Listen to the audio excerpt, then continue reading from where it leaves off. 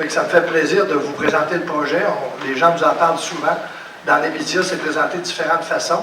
Ça fait que ce soir, à la table, l'ingénieur de la ville va être ici. Puis, je remercie les gens de Pointe-Lebel qui sont venus aussi parce que j'avais fait l'invitation aux gens de Pointe-Lebel de venir voir s'il y avait du questionnement. Fait que je vous souhaite bonne soirée. Je vais rappeler à mes bons amis que le sujet, ce n'est que sur l'eau. OK? Parce que je ne voudrais pas qu'on dérape, ça va être que sur l'eau. Fait que je vous laisse la parole. Je vous laisse la soirée avec l'animateur de la ville. OK?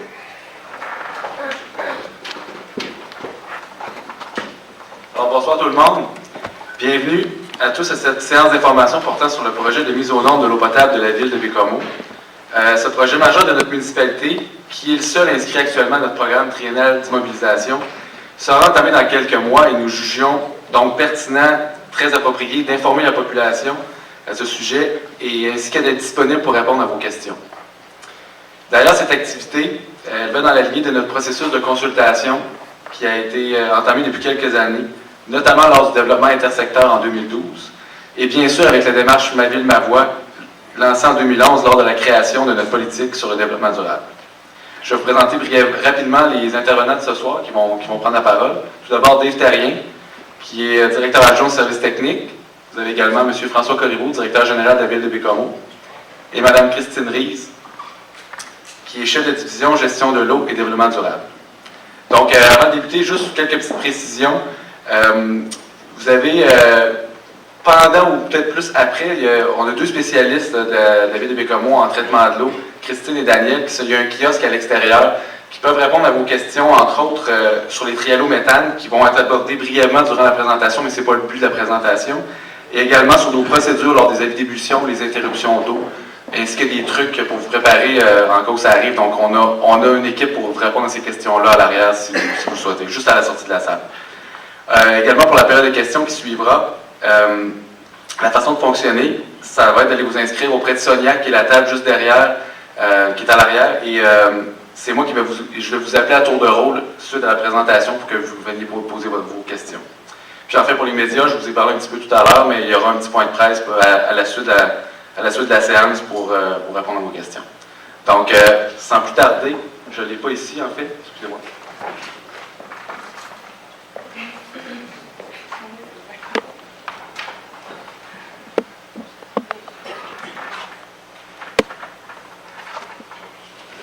C'était juste...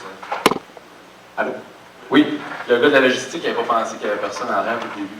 Donc, juste pour un petit horaire rapide, puis après ça, je laisse la parole aux intervenants. On va tout d'abord faire un bref retour sur la situation actuelle, sur nos réseaux d'aqueduc existants, également l'historique depuis l'obligation de la mise aux normes de l'eau potable au Québec. On va bien sûr parler du projet retenu, de la description sommaire des travaux réalisés et à venir, et pour terminer, le coût et les financements du projet, tout juste avant la période de questions. Donc, sans plus tarder, je passe la parole à Mme Christine Riese.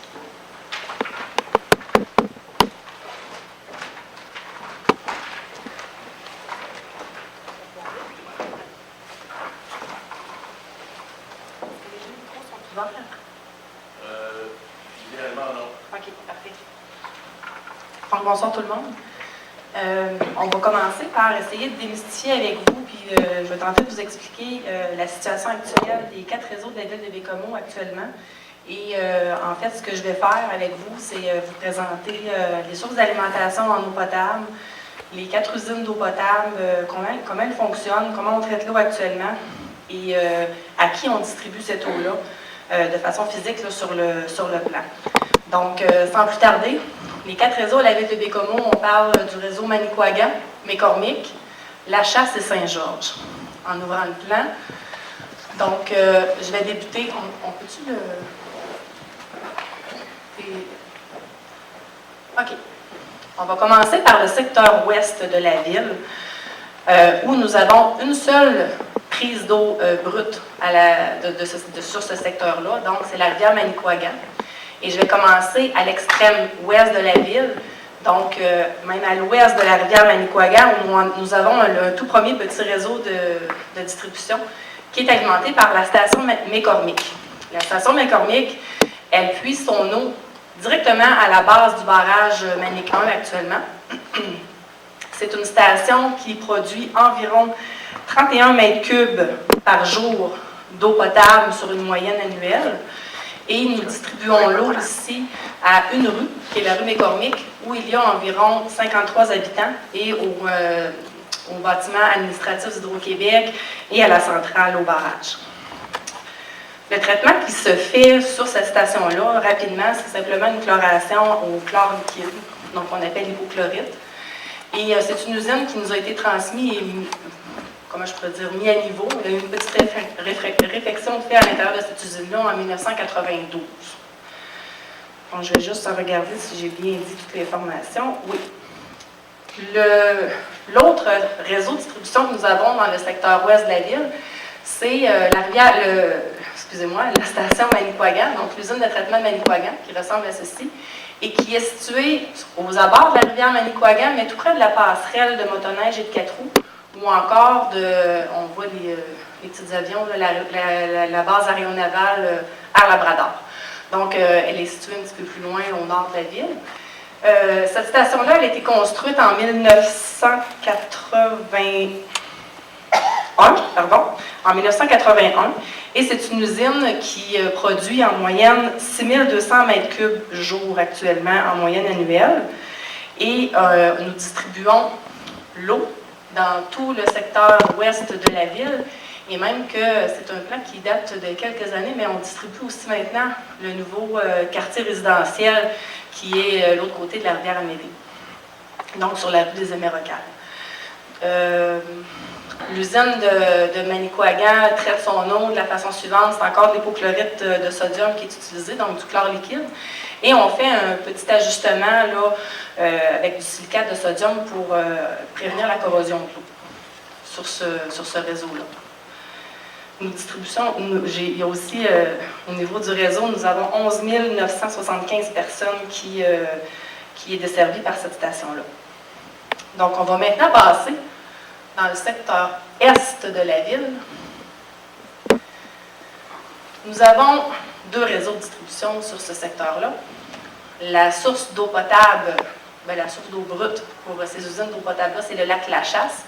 C'est un lac artificiel qui est maintenu à un certain niveau par des installations, des barrages qui ont été construits par l'usine anciennement Abitibi et maintenant PF Résolu. Donc, nous sommes 3 à puiser de l'eau dans ce lac-là pour de l'eau potable. Donc, nous, Alcoa, puis aussi pour de l'eau procédée, le PF Résolu prend aussi de l'eau dans ce lac-là. Donc, on prend environ 20% de l'eau du lac actuellement pour desservir la population de Bécomo dans le secteur Est. Cette usine-là, elle a été construite en 1967. Elle a été mise à niveau en 1991. Et on a fait essentiellement en 1991 un ajout de produits chimiques pour traiter encore une fois un petit peu mieux l'eau, ajuster le pH, mettre un traitement anti-corrosion, puis mettre à niveau aussi un système de pompage. Cette station-là dessert les quartiers La Chasse, Saint-Nom-de-Marie, Sainte-Émilie, et on dessert aussi l'intersecteur, donc le CLSC, la Régie de gestion de matières résiduelles et le secteur commercial et industriel qui est ici. On dessert 7817 personnes et en moyenne, on produit 6135 mètres cubes jour d'eau pour ce réseau-là. On peut voir qu'on a environ la même consommation d'eau potable dans le secteur est que le secteur ouest, mais on a un peu moins de population, c'est parce qu'on a un petit peu plus d'industriels et de commerces qui utilisent de l'eau. Entre autres, PF Résolu, je vous disais qu'ils ont leur propre consommation d'eau par le lac La Chasse, mais ils utilisent aussi notre eau de réseau pour l'eau potable des travailleurs, pour les unités sanitaires. Le dernier réseau de distribution dans le secteur ouest, donc c'est la station Saint-Georges et le réseau Saint-Georges. Je vous ferai remarquer aussi qu'on ne distribue pas l'eau potable pour la luminerie Alcoa. Donc, c'est essentiellement pour la population du quartier Saint-Georges. On puise aussi notre eau dans le lac La Chasse, mais l'usine, elle est au sud de la route 138, elle n'est pas aux abords du lac. La particularité aussi qu'il y a au niveau du quartier Saint-Georges, c'est qu'on a un tout petit poste de surpression. Donc, l'usine ne peut pas pousser beaucoup de pression par rapport qu'on aurait des hautes pressions dans certains secteurs du réseau. Alors, pour remettre une certaine pression dans les plus hauts quartiers du quartier Saint-Georges, on a un petit poste de pompage. Ce réseau-là est composé de 2101 personnes et on distribue environ 761 mètres cubes jour à cette station-là. J'ai oublié de vous mentionner que la station Saint-Georges a été construite en 1950, la portion blanche ici, et elle a été mise à niveau en 1991 en même temps que la station La Chasse pour ajouter, comme vous pouvez voir, aux 2 bâtiments verts.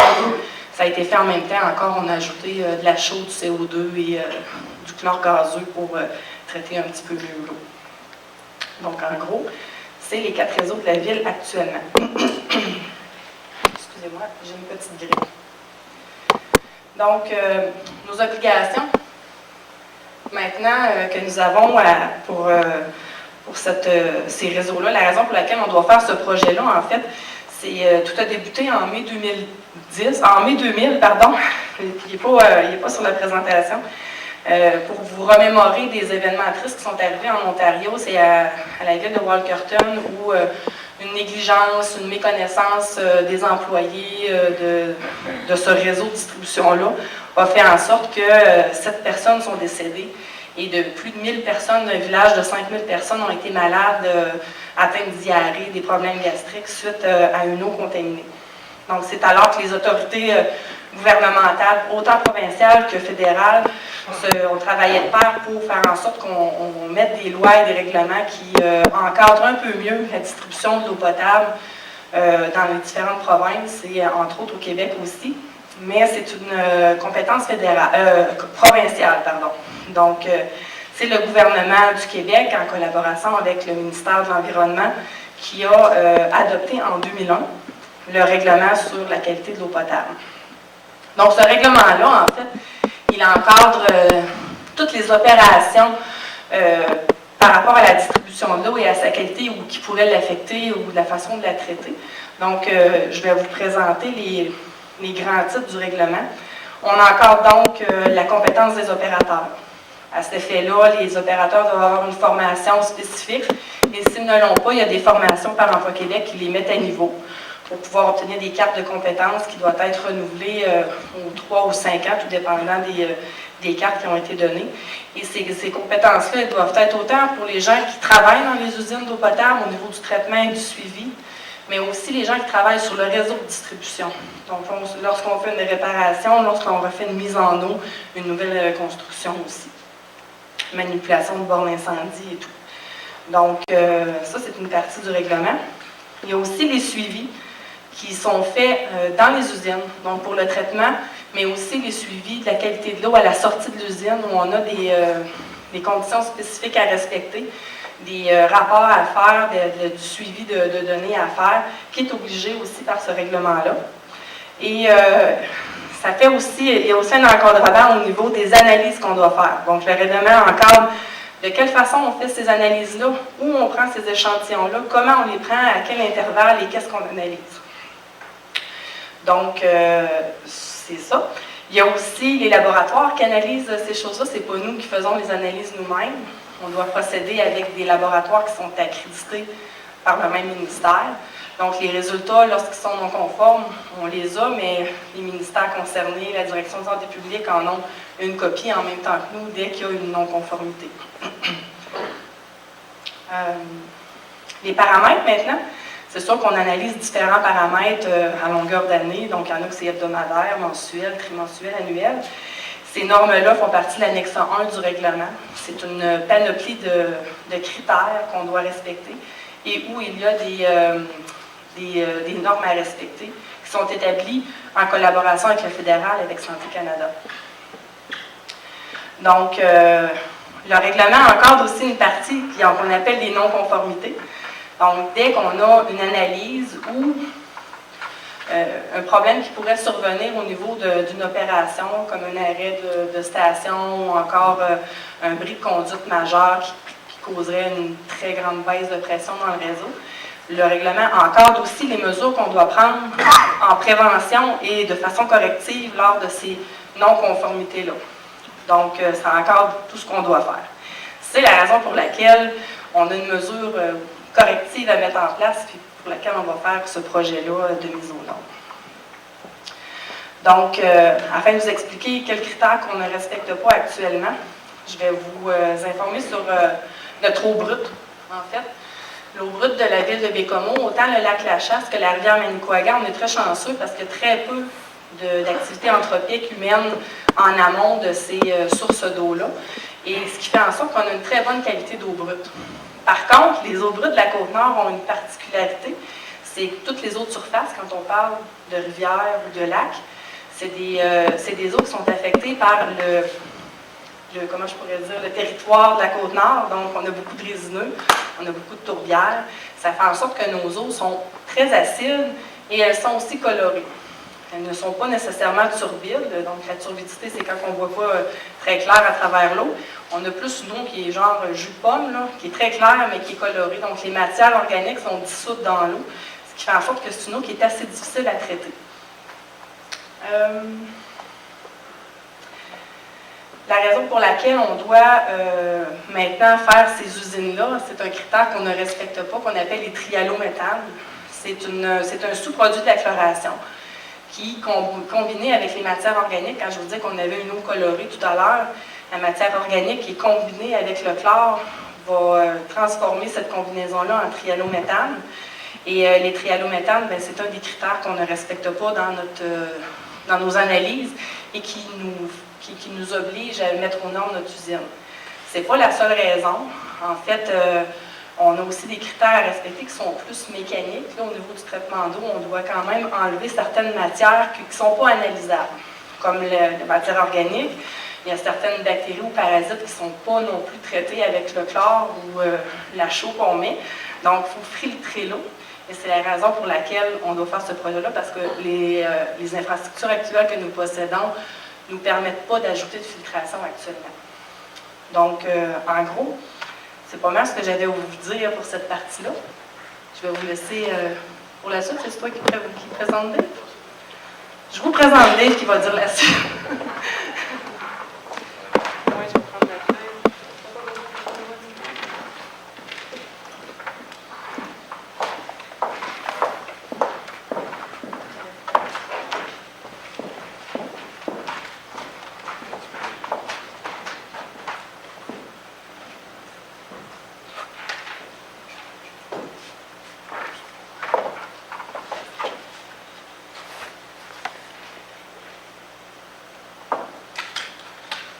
Bonsoir. Bon, pour ce qui est de la partie... Non, je pense que...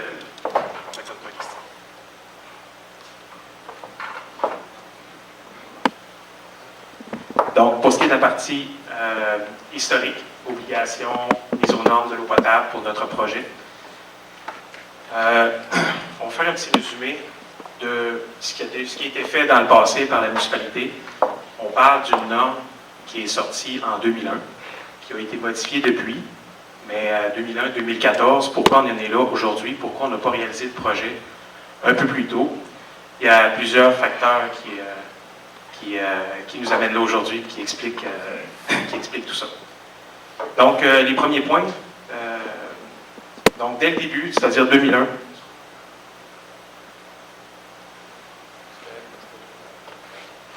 OK. Donc, dès le début, les premières étapes, c'est-à-dire les campagnes de caractérisation des eaux de consommation pour tous les réseaux, c'est-à-dire des analyses pour vérifier divers paramètres sur des périodes de plusieurs journées, 3 mois consécutifs, selon le guide de conception. Le constat suite à ces campagnes-là, comme Christine l'a mentionné tout à l'heure, une filtration obligatoire pour nos eaux dues à la consommation, les eaux pour l'aqueduc. Suite à ça, une première étude d'avant-projet a été réalisée pour définir le concept et aussi les coûts de ce projet-là, coûts de réalisation des travaux requis pour la mise aux normes.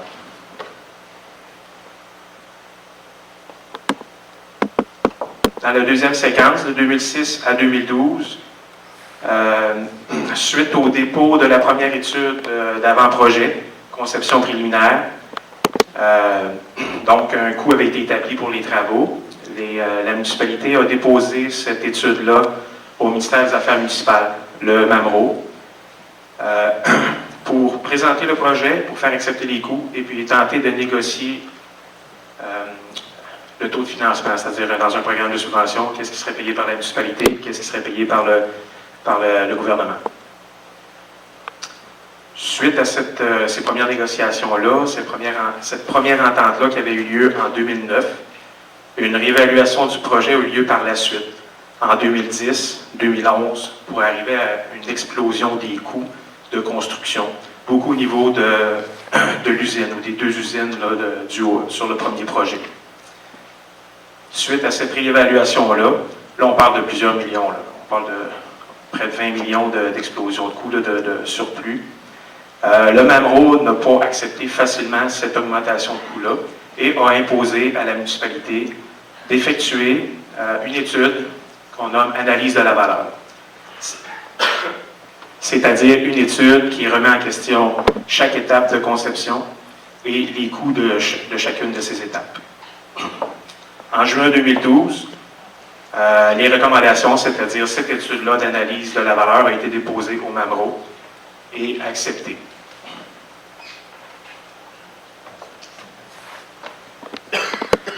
Suite à cette acceptation du nouveau projet, des nouvelles recommandations au MAMRO, la Ville et ses professionnels ont procédé à une révision, c'est-à-dire un nouveau concept préliminaire en fonction des recommandations énumérées dans cette analyse de la valeur. L'étude a été déposée pour commentaire au ministère des Affaires municipales quelques semaines après, c'est-à-dire en juillet 2012. Ce projet-là a été présenté au conseil municipal et accepté vers la fin de l'année 2012, ainsi que par le ministère des Affaires municipales. On a reçu les commentaires très tard à l'automne, dans lesquels ils acceptaient le projet et ils acceptaient aussi les coûts révisés, mais ils acceptaient le fait que ce projet-là coûtait effectivement plus de 70 millions de dollars. Été 2013, suite à ce dépôt-là, cette entente-là, des négociations, c'est-à-dire la paperasse au niveau des programmes de subvention puis du partage des coûts pour le financement du projet, ça s'est réglé sous plus d'un programme de subvention, mais finalement, à l'été 2013, tout était pas mal réglé. 2014, début des travaux, c'est-à-dire que dès cet été, dès la fin du printemps ou cet été, les premiers travaux là, vont s'enclencher pour la réalisation du projet de mise aux normes.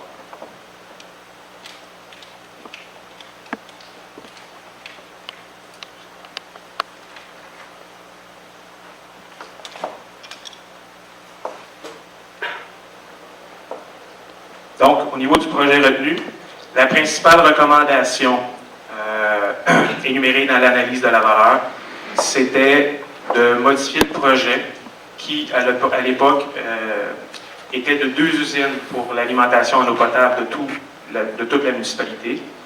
La recommandation principale était de ne construire qu'une seule usine qui pourrait desservir la municipalité dans son ensemble. Les raisons qui portaient cette recommandation-là en top de liste, c'était bien sûr les coûts de construction. On parle de plus de 7 millions d'économies pour construire une usine et les conduites requises pour ce projet-là, via le projet antérieur 2009 avec des coûts révisés de 2011 et même réévalués lors de l'analyse de valeur. Il y avait une économie substantielle sur le projet. D'autres éléments mentionnés, c'est-à-dire les frais d'exploitation moins élevés. Il est certain que le personnel, l'exploitation en énergie, c'est-à-dire l'électricité, pour une seule usine versus 2, il y a une économie annuelle à faire pour la municipalité, ainsi que pour la main-d'œuvre requise pour l'opération.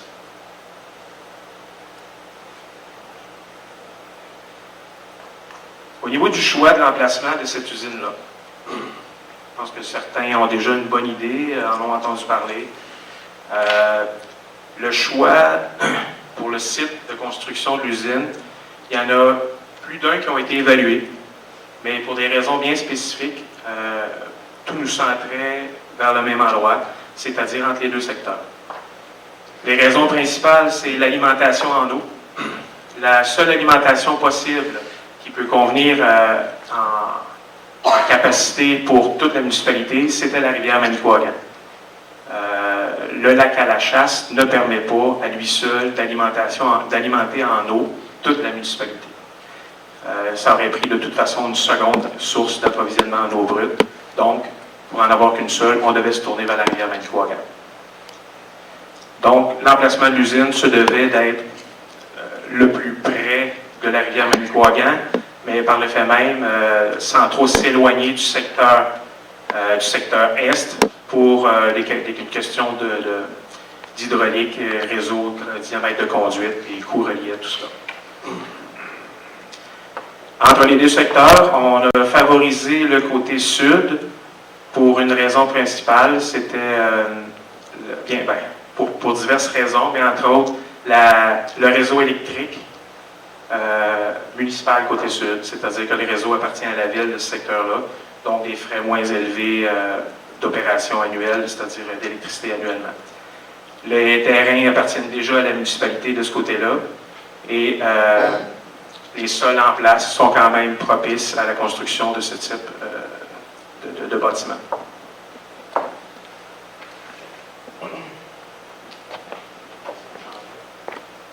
Donc ici, on voit d'ordre général l'emplacement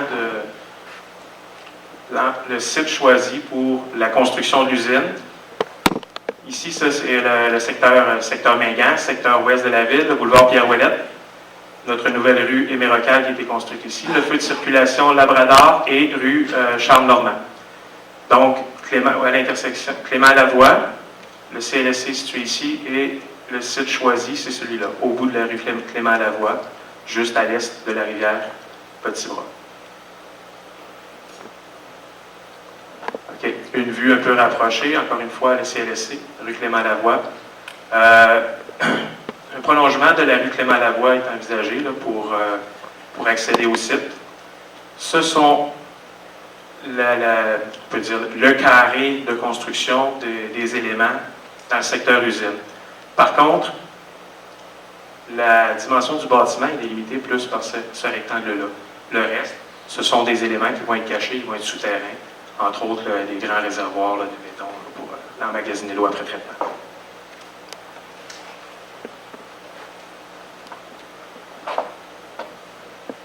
Bon, ça, ce n'est qu'une esquisse. Il est important de le mentionner. Ce n'est pas des plans d'architecte pour construction à ce jour. Ce n'est que pour vous donner une idée de ce à quoi pourrait ressembler une usine d'eau potable à l'intérieur d'un milieu urbanisé.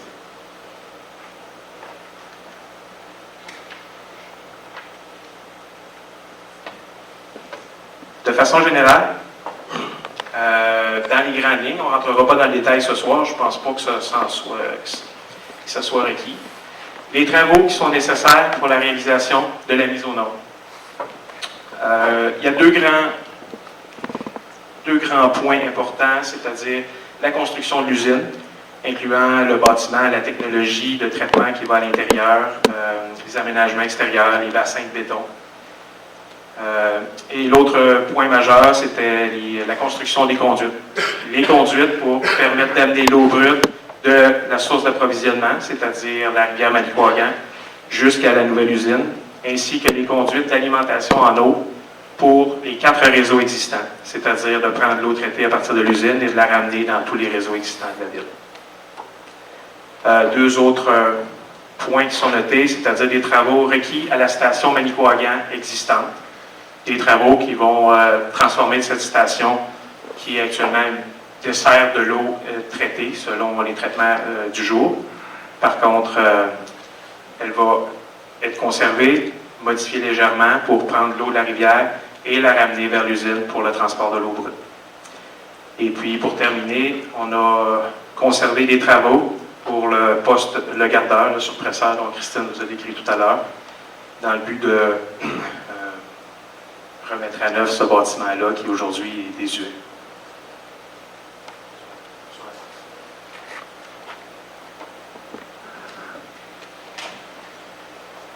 De façon graphique, encore une fois dans les grandes lignes, on voit sur cette carte-là tous les travaux requis pour la mise aux normes.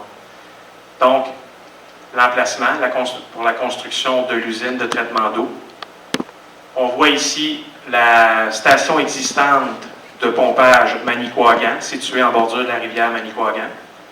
En bleu pointillé, c'est une conduite existante à ce jour, qui va devenir notre source d'alimentation en eau brute.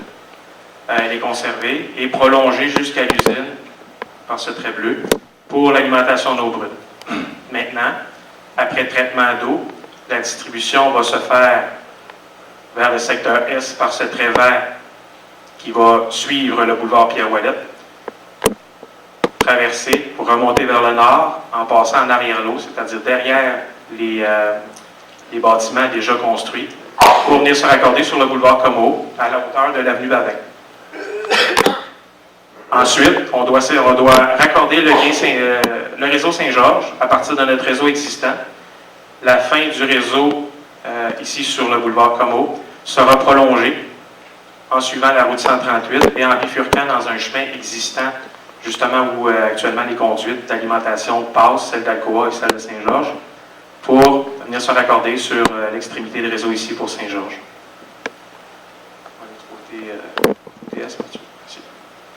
Donc, toujours à partir de l'usine, maintenant on se doit de desservir le secteur Est.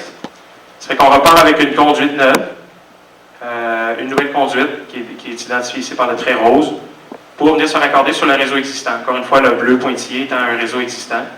Un premier point de branchement qui est ici là, pour alimenter du côté Est, et un second point de branchement par une nouvelle conduite, la jaune ici, pour venir se raccorder à l'extrémité ouest pour permettre un bouclage des deux extrémités de ce secteur-là, comme ça l'est actuellement. Nous avons aussi un dernier trait, le lien McCormick. Donc, encore une fois, les pointillés bleus, c'est du réseau existant, au nord du parc Bonne-Entente qui est ici. Donc, on vient raccorder à partir du réseau existant une nouvelle conduite qui va descendre le long du chemin de Air Safari pour aller rejoindre la route 138, traverser la rivière Manicouagan par suspension sous les ponts, ensuite bifurquer dans la rue McCormick pour aller se raccorder sur un réseau existant, un secteur du bâtiment appartenant à Hydro-Québec.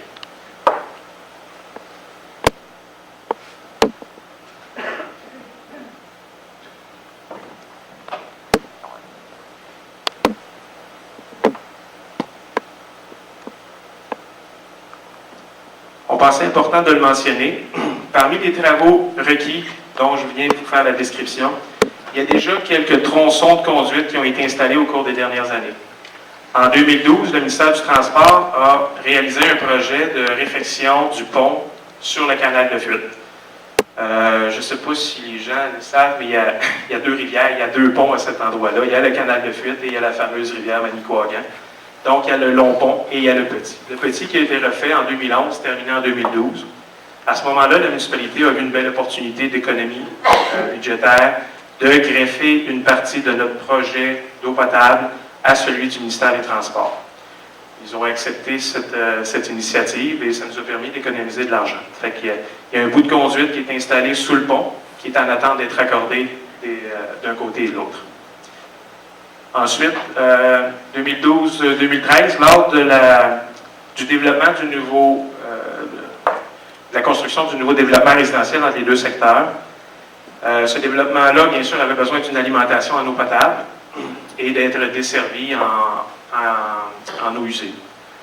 Donc, pour ce qui était de l'eau potable, il y avait une belle façon d'économiser de l'argent, c'était de construire dès lors, à ce moment-là, la conduite d'alimentation prévue dans le cadre du projet de mise aux normes. Donc,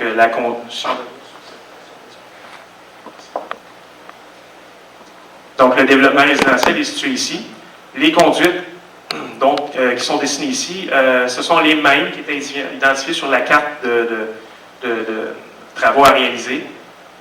Ces conduites-là ont déjà été installées. Ici, c'est le tronçon dans la rue des Émérocales. On traverse le boulevard Pierre-Ouellette, on contourne le club de golf pour venir se raccorder sur le réseau existant. Donc, actuellement, le développement résidentiel est raccordé sur le réseau Méga.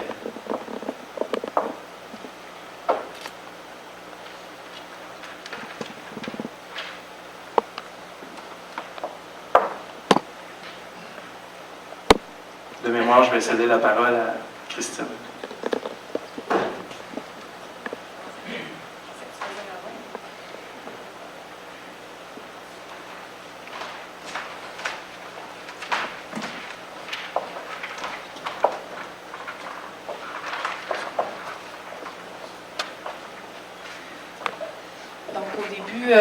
2014, on est parti en soumission en février, en fait, pour sélectionner les fournisseurs qui allaient intégrer notre future usine de traitement d'eau potable, parce qu'il y avait différents types, comme je vous disais tout à l'heure, de façon de traiter l'eau.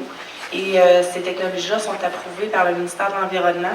Et on se devait d'entrevoir la possibilité d'utiliser toutes les technologies possibles accréditées par le ministère pour ce projet-là.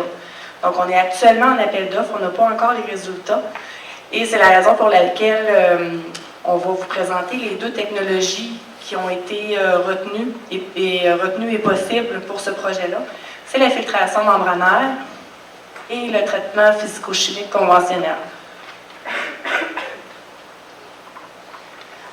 Donc, la filtration membranaire, on va faire une courte définition, c'est ce qui est écrit là. C'est une filtration qui est basée sur l'application d'un différentiel de pression qui va permettre le transfert d'une eau non traitée à travers une membrane dont les pores sont extrêmement petites et qui vont retenir les impuretés comme les matières en suspension, mais aussi la couleur. Donc, même les matières dissoutes dans l'eau vont être retenues par cette filtration membranaire-là. La seconde technologie, l'option 2. On fait vidéo tout ça? OK. Oui, il n'y a pas de problème. Non. Oui. Donc.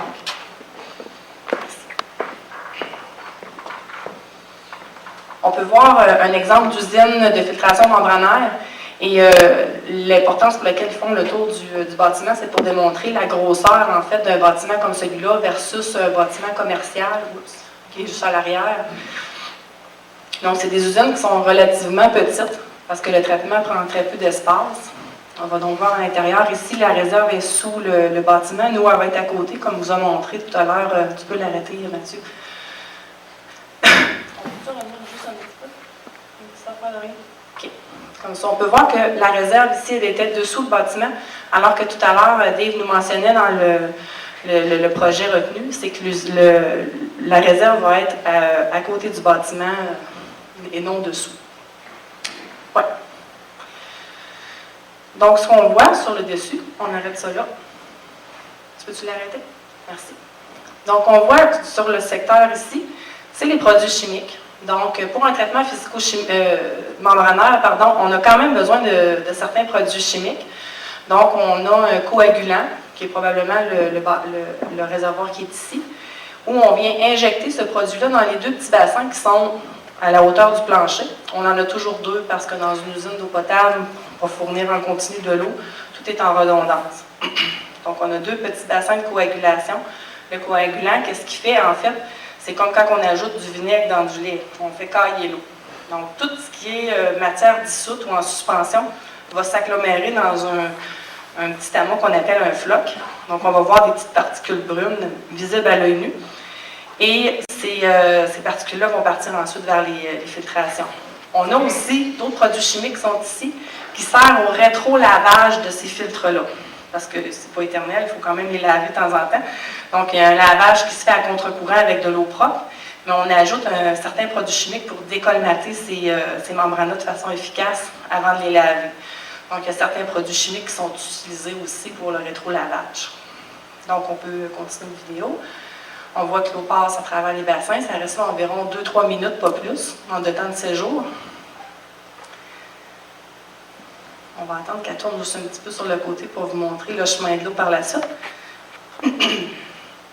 Donc, on peut voir que l'eau sort des bassins de coagulation. On a deux trains de traitement. On peut... Une petite affaire encore, juste pour qu'on le voit du côté, comme ça.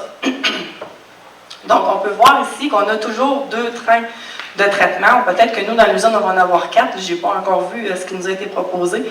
Encore une fois, c'est pour la redondance, pour que lorsqu'on fait un rétro-lavage d'un côté, l'autre train puisse continuer à traiter de l'eau potable pendant ce temps-là. Et l'eau passe par les conduites ici, passe à travers le filtre sous une certaine pression, et l'eau propre est retenue à l'intérieur de la membrane. À l'intérieur de ces tubes-là, de la façon dont c'est fait, c'est des tout petites membranes qui ressemblent à un spaghetti, c'est blanc.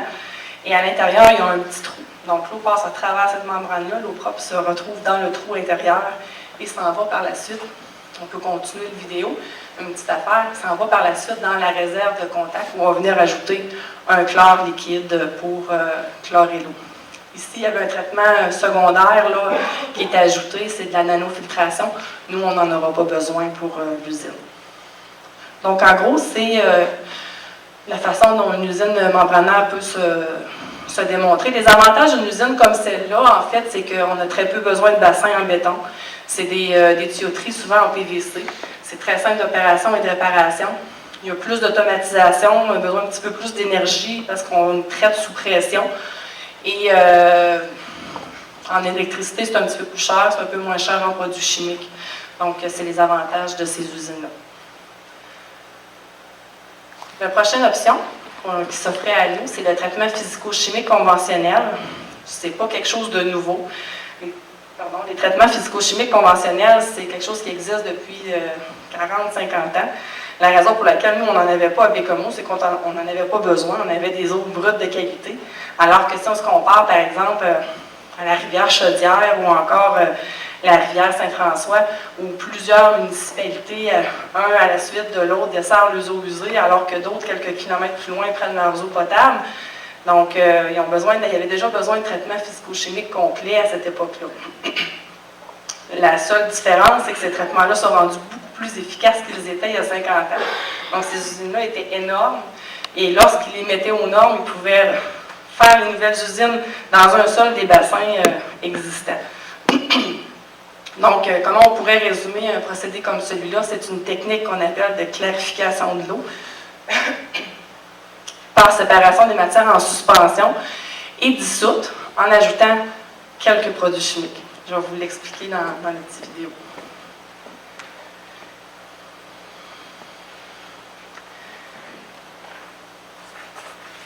Donc là, le vidéo va tourner, mais je vais vous faire l'explication. Un procédé physico-chimique, ça comprend trois différentes stations. Donc, on parle d'un bassin de coagulation, donc la coagulation, un bassin de flocculation et un bassin de décantation. La façon dont ça fonctionne, l'eau va séjourner. Ah oui, et je vous parlais de redondance tout à l'heure. Ça, c'est une unité, mais on en a deux côte à côte. Parce que si on fait un entretien d'un côté, on doit pouvoir continuer à fonctionner de l'autre côté.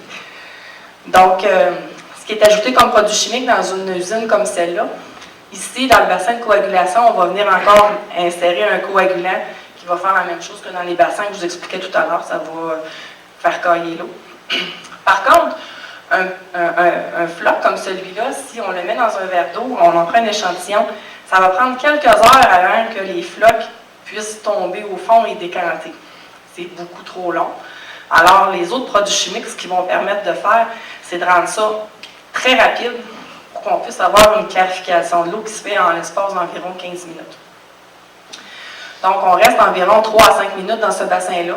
Dans le deuxième bassin, on a une hélice qui tourne beaucoup moins vite. Le but, c'est de ne pas briser cette petite particule-là qu'on était prêt à créer. Et on vient ajouter par ici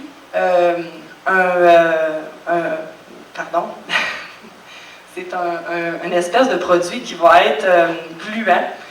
Puis ce produit-là, ce qu'il va faire, c'est qu'il va rendre le floc collant et on va ajouter aussi un microsable. C'est l'équivalent du sable à Sainte-Blasse. C'est un petit sable très, très, très fin. Donc, on va venir mettre un lest sur ce floc-là. C'est pour ça qu'on appelle ça des flocs lestés. Donc, suite à ça, lorsqu'on a un bel amas de particules brunes et collantes avec du sable, ça tombe dans le fond carrément assez rapidement. Donc, environ 5-6 minutes ici. Et par la suite, on va venir dans le bassin de décantation où on a un racleur de fond qui vient racler toute la boue qui s'accumule là. Parce que sinon, ça finirait plus, ça monterait jusqu'au-dessus du bassin. Et on la récupère par des pompes ici. Et l'eau clarifiée va par débordement, donc étant donné qu'on a un courant d'eau, par débordement, va se ramasser dans les fameuses goulottes qui sont ici pour s'en aller vers une filtration. Parce qu'après un procédé comme celui-là, il y a toujours une filtration sur sable et charbon qui va s'en suivre. Qu'est-ce que je pourrais vous dire d'autre par rapport à ça? Les boues ici sont recyclées aussi avec les pompes de recirculation. Donc, ces pompes-là vont venir recirculer les boues dans un hydrocyclone ici. Et l'hydrocyclone, ce qu'il fait en fait, c'est que l'eau vient tourner très, très, très, très rapidement. Donc, les boues qui sont plus légères vont s'élever et aller vers les eaux usées de la ville de Bécomo, alors que le sable va être récupéré. Donc, on ne perd pas tout le sable, on perd environ 1 à 2 % de sable lorsque c'est recirculé. En gros, c'est pas mal ça. C'est à toi, Dave.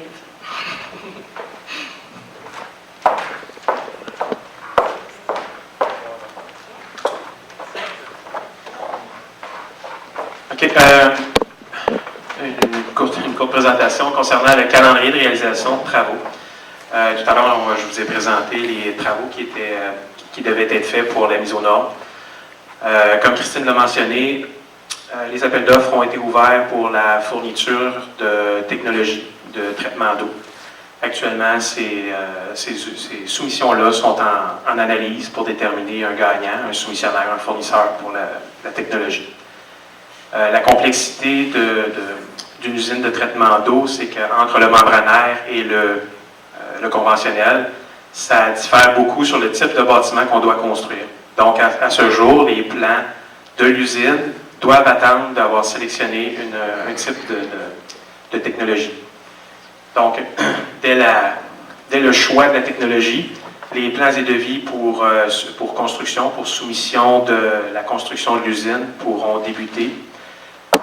Selon notre calendrier, dès novembre, ces documents-là devraient être disponibles, c'est-à-dire prêts pour appel d'offres, ouverture et sélection d'un fournisseur, d'un entrepreneur général pour construction dès la fin de l'année 2014, c'est-à-dire en décembre. D'ici là, on va, je l'ai mentionné tout à l'heure, début travaux 2014, fait qu'il faut que ça paraisse un peu, ça prend de la machinerie sur le terrain. Fait que d'ici là, dès été au courant de l'automne, on envisage déjà 3 lots de construction de conduites pour le projet d'eau potable. C'est-à-dire les conduites au complet qui doivent desservir ou alimenter l'usine du côté ouest, c'est-à-dire à l'ouest de l'usine. Tout ce qui est de secteur Mingan devrait avoir été complété pour 2014.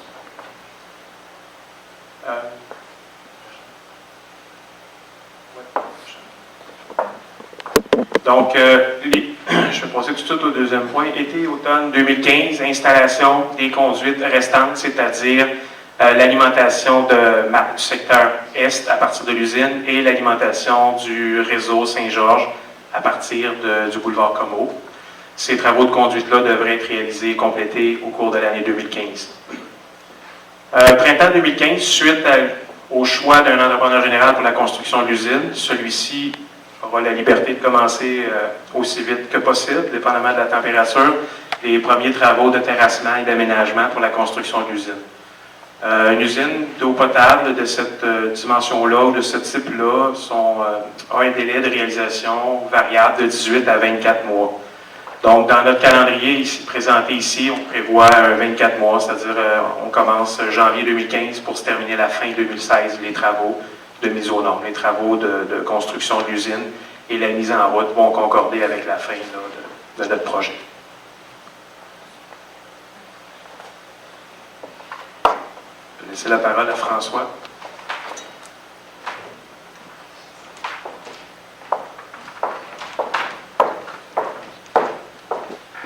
Au niveau du financement, évidemment, vous comprendrez que c'est le nerf de la guerre. On a eu une première ronde de négociations avec le gouvernement, laquelle un règlement d'emprunt avait été adopté par la Ville de Bécomo. Mais suite à l'analyse de valeur, là, il s'est avéré qu'il était confirmé que le montant prévu au niveau du règlement initialement accepté par le Conseil de Ville est insuffisant.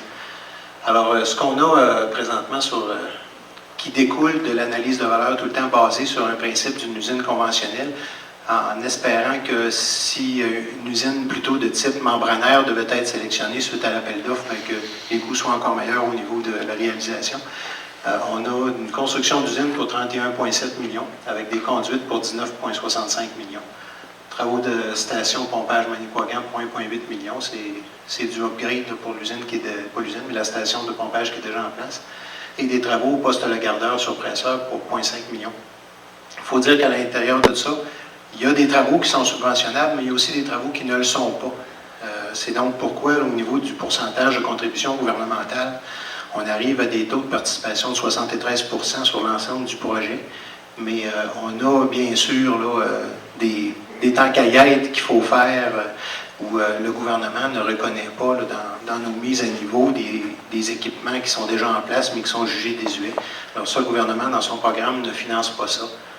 Donc, pour un total de 53,65 millions, à ça s'ajoutent évidemment des frais incidents, les taxes, pour un projet total de 70,8 millions. Alors, au cours des prochains mois, la Ville de Bécomo va adopter un nouveau règlement d'emprunt qui va venir modifier le règlement précédent afin de faire passer la facture qui était initialement prévue autour de 50 millions à un total de 70,8 millions. Mais de ce montant-là, la Ville de Bécomo ne supporte pas la totalité. On passe à l'étape suivante. Fonds Chantier Canada pour 39,8 millions. Donc ça, c'est un projet où le gouvernement du Québec et le gouvernement du Canada embarquent chacun pour 19 millions, pas 0,4, mais un petit peu plus. Programme d'infrastructure Québec municipalité, 8,7 millions. Programme de taxes sur l'essence et les contributions au niveau du gouvernement du Québec, 3,2 millions. On a ce programme-là, on l'appelle le programme de taxes d'assises. Et la Ville de Bécomo, au cours des dernières années, avait utilisé ce programme-là pour faire de la mise aux normes de route. Et chaque fois qu'on avait là, un tronçon routier à refaire en structure de fondation, je vois Jean Després qui signe la tête, oui, effectivement. Monsieur Després, vous avez travaillé dessus, hein, ces projets-là. Donc, on embarquait, nous, nos réfections de rue à l'intérieur de ça, mais c'est des programmes qui sont basés avec des niveaux de priorité. Et nos interventions sur les rues, c'était des priorités 3. Ce que le gouvernement est venu nous dire lorsqu'il a vu les nouvelles contraintes financières d'un projet à upgrader à 60 modifications de son protocole. Donc, il limite sa contribution à 19 quelques millions. Le gouvernement du Québec, pour nous aider, a dit « Vous allez appliquer le solde de ce qui vous reste. » On avait 5,4 millions initialement sur l'ensemble des années de réalisation du projet de taxe d'assises. Il dit « Il vous reste 3,2 millions là-dedans. » Bien, ce 3,2 millions-là doit aller exclusivement à un projet d'eau potable qui est identifié comme étant une priorité 1 à l'intérieur de leur programme. Donc, il ne nous est plus possible, depuis les 2 dernières années, d'affecter des sommes provenant de la taxe d'assises à d'autres choses que le projet d'eau potable. Et c'est donc ce qu'on a fait, entre autres, avec la réalisation des tronçons là, qui ont été réalisés par les entreprises de Jean Fournier, incorporées de Munger lors des 2 dernières années. Donc, 3,2 millions là. Et Ville de Bécomo, il nous restera un solde de 19,1 millions à supporter sur l'ensemble du projet de 70,8 millions. Les 2 prochaines acétates sont un peu complexes, mais on va essayer de les résumer là, de façon plus simple possible. C'est qu'au niveau du financement, pour 2013, on a déjà des sommes d'engagés. Comme je vous ai dit, on a déjà des travaux qui ont été réalisés. Donc, les impacts sur le budget en termes de remboursement, c'est qu'on rembourse déjà pour 2013 134 000 $ pour rembourser des investissements qui ont été faits et passés par règlement d'emprunt sur les travaux déjà réalisés. Pour 2014, on parle de 256 000 $ qu'on prévoit faire. Et là, dans le calendrier que nous parlait tantôt Dave, à partir de 2015-2016, là, vous allez voir un bond assez important. C'est qu'on va passer de 560 000 $ à 1,9 million de dollars de charges sur notre budget annuel, là, qui est autour de 56 millions quand on ne compte pas le réseau électrique. Alors, ça va commencer à apparaître, ça se stabilise un peu autour de 2017-2018, dans des 2,3, 2,2 millions. Ça, c'est le montant qu'on va devoir investir pour rembourser capital et intérêt sur l'emprunt. Il y a des subventions, évidemment, là-dedans qui viennent assouplir notre fardeau. Le gouvernement du Canada nous verse des montants cash à partir du moment où on a la dépense d'engendrer. Ils nous versent un montant tout de suite sur leur contribution là, qui était dans le 39 millions de tantôt. Il y en avait 19 pour eux autres. Là, ils nous payent à mesure. Alors que le gouvernement du Québec, lui, ne fait pas ça. Lui, il paye à graine sur 20 ans. Alors, ça a des conséquences, c'est sûr, au niveau des frais de financement, là, puis c'est donc une interaction qu'il faut calculer. L'acétate suivante va nous parler plus des impacts du projet sur l'endettement total de la Ville. Donc, aujourd'hui, on a à peu près, là, on a pour 6 millions, dans la première ligne 2013, on a pour 6 millions d'engagés jusqu'à maintenant dans la réalisation de ce projet-là. 2014, avec ce qu'on va réaliser au cours de l'été, on devrait se rendre autour de 12 millions, selon nos estimés. Et le gros coup, bien sûr que là, pour 2015 puis 2016, on a un bond d'une 20-25 millions de plus que pour 2014. ça va être les travaux que Dave aussi mentionnait tantôt. Ces travaux-là, évidemment, on les réalise en 2015, mais c'est pour ça que je vous disais tantôt, le gros saut entre 2015 et 2016, où ça passait à 1,9 million d'investissements en remboursement capital et intérêt, c'est qu'on réalise en 2015, mais on commence à payer sur l'emprunt seulement en 2016. Alors, c'est en 2016 que ça nous coûtait cher sur la CETAP précédente, le bon là, de 1,5 million à peu près comparativement à l'année précédente. Donc, dans le pire des scénarios, là, dans le pire des scénarios, la marche vraiment qui va être difficile à passer, 2015-2016, c'est là que ça se passe.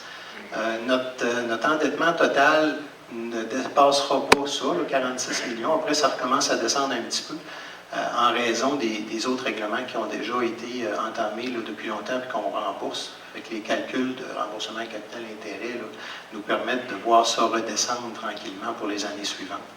Et on a là, des remboursements de subventions à recevoir, c'est compris à l'intérieur de chacun de ces scénarios-là, tout ce qu'on va recevoir. 2016, on va recevoir un beau montant, 29 millions. Après ça, ça va redescendre à 27, 26, 25. Les scénarios sont comptés là, pour les 20 ans de financement. Je crois que Stéphane est dans la salle. Hein? Stéphane, je vous confirme, c'est ça. Les scénarios, c'est 20 ans. Alors, sur les 20 années, on aurait pu en mettre d'autres jusqu'en 2033, mais c'est ce que ça donne. Fait que c'est un projet d'importance majeure qui s'inscrit à l'intérieur de nos plans triennaux. Cette année, on a mis uniquement le projet d'eau potable pour faire de l'espace, pour financer des pareils remboursements. C'est évident qu'il faut prévoir, alléger le fardeau fiscal des citoyens. Alors, c'est pour ça qu'on a entrepris, à partir de cet hiver, un haut-là de toutes nos dépenses qui pouvaient impliquer des endettements futurs pour la ville de Bécomo. Alors, les projets de règlement d'emprunt qui avaient déjà été approuvés, mais qui n'avaient pas encore été dépensés, on est en train de toutes les remettre en question pour s'assurer que chaque dollar qui nécessite un emprunt va être limité au minimum dans le but de faire le plus d'espace possible pour permettre de financer ce projet-là sans qu'on ait trop d'impact négatif sur le compte de taxes des citoyens. Pour mes acétates, c'est complet. Je pense que je te laisse continuer, Mathieu. Tu prends le relève. Merci.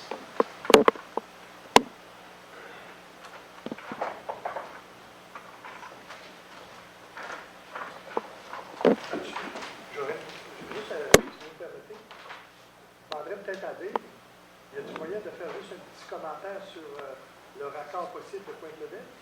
Oui. Juste au moins expliquer dans le passé ces stations, je sais que les gens sont peut-être intéressés d'avoir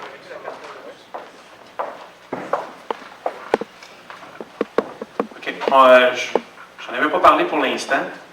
La ville de Bécomo a reçu une demande de la municipalité de Pointe-Lebel sur la possibilité de raccorder un réseau d'alimentation en eau pour les deux parcs de maisons mobiles, dont un qui est actuellement le parc Langlois. On voit ici sur notre carte, difficile à lire, un peu plus bas, Mathieu, s'il vous plaît. On voit ici un petit carré blanc avec une identification vers Pointe-Lebel. La demande de Pointe-Lebel, c'est, comme je le disais tout à l'heure, c'est de raccorder en aqueduc les deux parcs de maisons mobiles dont on connaît l'historique sur la qualité d'eau, sur la pression d'eau dans ce secteur-là. Le réseau Ville de Bécomo, les installations à construire, ça a été vérifié dans le passé.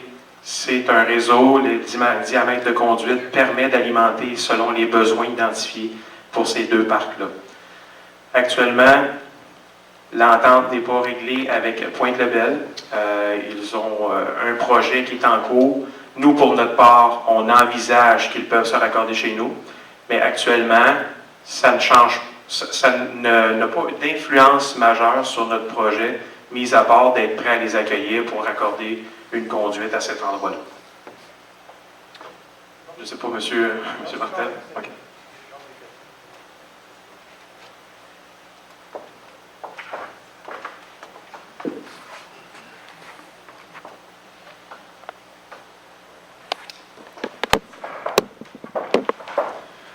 Donc, c'est ce qui m'a fait notre présentation.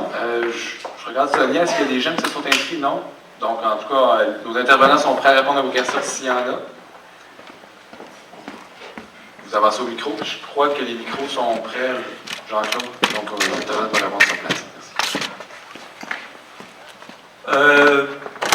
Merci. Qui est maître d'œuvre du projet? C'est-tu la ville qui s'occupe de ça?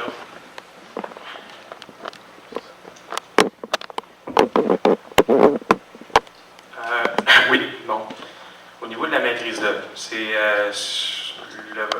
le fond de votre question. La maîtrise d'œuvre, la municipalité est responsable du projet. Pour tout ce qui est de la partie conduite, même au niveau, la conception se fait actuellement sur presque tous les tronçons de conduite par la municipalité.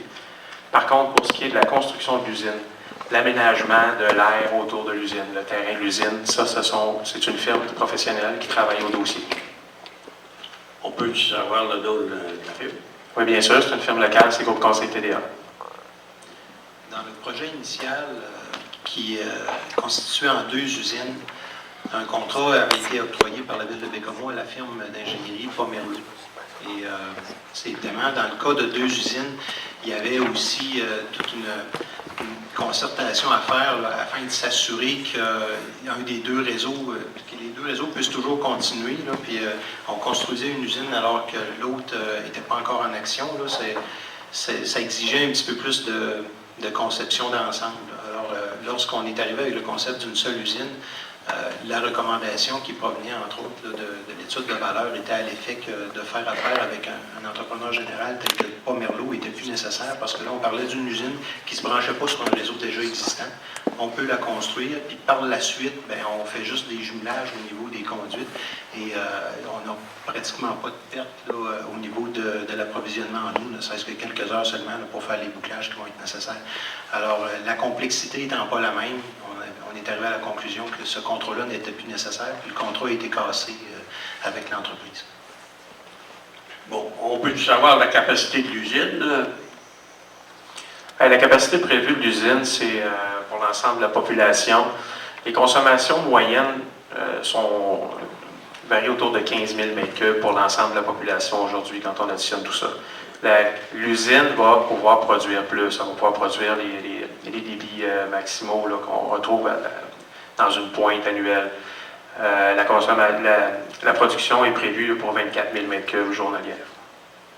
Si Une capacité de 24 000 m3. Présentement, on consomme à peu près 14 000. Exactement. Il y a une légère projection qui est faite, espérons-le, qu'elle est plausible, une augmentation de population à travers la municipalité. Bon, dernièrement, on a eu l'ouverture des soumissions pour le mécanisme de filtration à l'intérieur. Comme Christine a mentionné tantôt, il y a 2 technologies présentement qui sont en soumission. On a reçu 3 offres, 2 membranaires et 1 conventionnelle. Et il reste à établir, là, selon les calculs de coûts de production et d'opération à long terme, quelle est la technologie qui va nous revenir la moins chère. Parce que les prix entre le premier et le deuxième, entre le conventionnel et le membranaire, on avait 7 000 d'écart entre les 2 seulement. Mais c'est vraiment au niveau de l'opération à long terme puis la conception du bâtiment où là, il faut faire tous ces calculs-là. Puis encore là, on est accompagné par une firme d'experts pour établir vraiment le coût réel. Et il faut penser que le membranaire, par exemple, au bout de 10 ans, bien, il faut calculer un remplacement des membranes parce que c'est bon pour 10 ans, c'est garanti 10 ans, ces trucs-là. Alors, c'est des choses dans lesquelles on est en train d'investir du temps là, pour établir vraiment quelle est la formule la plus rentable pour la ville de Bécomo sur une période de 20 ans. Il y a une autre chose. On dit qu'on traite l'eau sous pression. C'est plus économique. Dans le cas du membranaire, c'est une technologie qui exige effectivement de pousser de l'eau à l'intérieur d'une petite paille pour qu'elle en ressorte. C'est des espèces de microfibres avec des trous là, qui sont microscopiques. Alors, la molécule d'eau, elle, va passer à l'intérieur de ça, mais tout ce qu'elle contient de matière, disons, souillante, va rester colmaté à l'intérieur de la paille. Éventuellement, la paille devient complètement opaque. Puis là, ben, il faut faire un rétro-lavage, un peu comme un backwash dans un fil de piscine, où on pousse l'eau dans l'autre sens pour pouvoir évacuer ces taches-là. Puis après, bien, une fois que le backwash est fait, on repart la filtration dans l'autre sens. Alors, c'est pour ça que ça prend un peu plus de pression pour ce système-là, alors que l'autre, c'est un principe de flocation. C'est parce qu'on voit des réservoirs avec des agitateurs. La pression n'est sûrement pas... Il y a les deux technologies tout à l'heure qui vous ont été présentées. La conventionnelle, c'est des réservoirs avec des agitateurs, des matières en suspension, de la flocation, des produits chimiques qui font tomber les matières en suspension dans le fond. Puis là, il faut les racler, les ramasser. Gravitaire. Alors que dans l'autre cas, ben, c'était vraiment des cassettes avec, là, ça c'est des cassettes comme un sac de spaghettis que vous achetez à l'épicerie. Puis à l'intérieur de ça, tous les spaghettis sont là-dedans, puis l'eau, elle passe à partir d'une tête, puis à l'autre bout, elle ressort.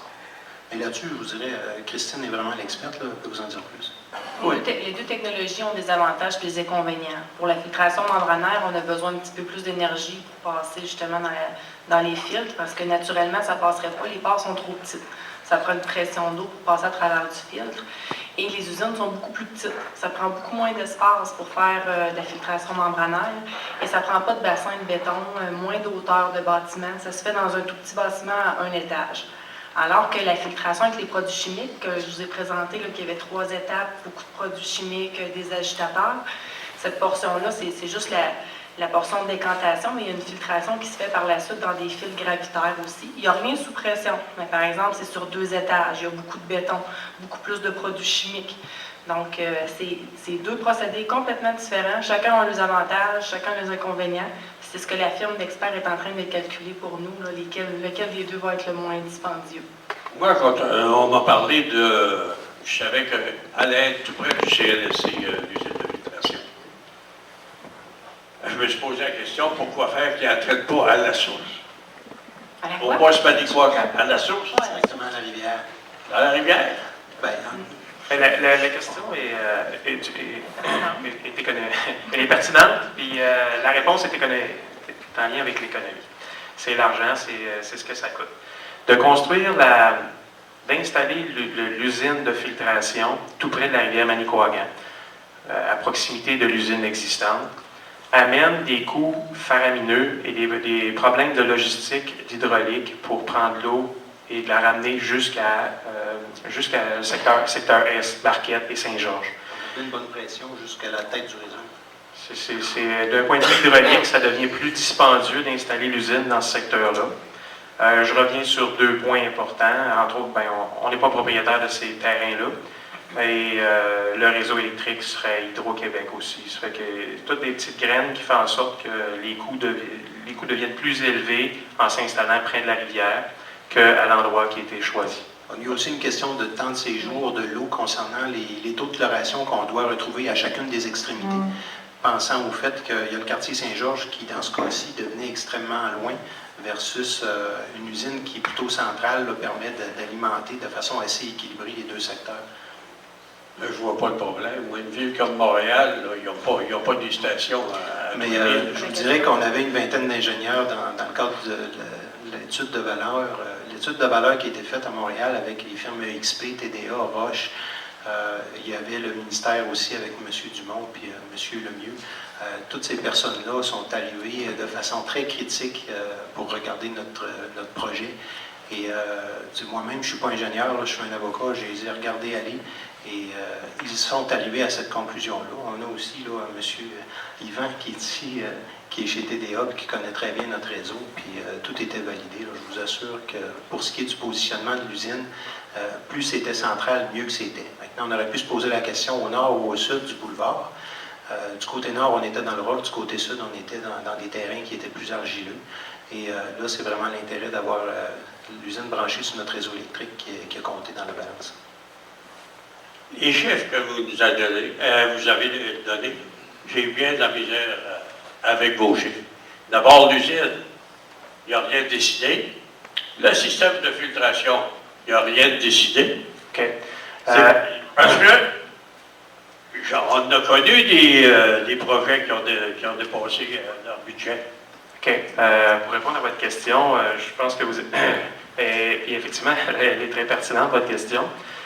Comment on fait pour arriver à déterminer ou à évaluer les coûts d'une usine alors qu'on ne sait pas encore qu'est-ce qu'on va mettre à l'intérieur? Donc, la réponse, c'est l'estimation des coûts est faite en fonction d'une technologie, d'un fournisseur, dont les coûts étaient très avancés, les estimés étaient très avancés en 2010-2011, puisqu'il y a déjà eu un premier appel d'offres avec une technologie choisie pour 2 usines. Donc, la conception et l'estimation des coûts étaient très avancées. Pour cette étape-ci, on a conservé ces estimés-là et cette technologie-là pour arriver à un coût, à une estimation.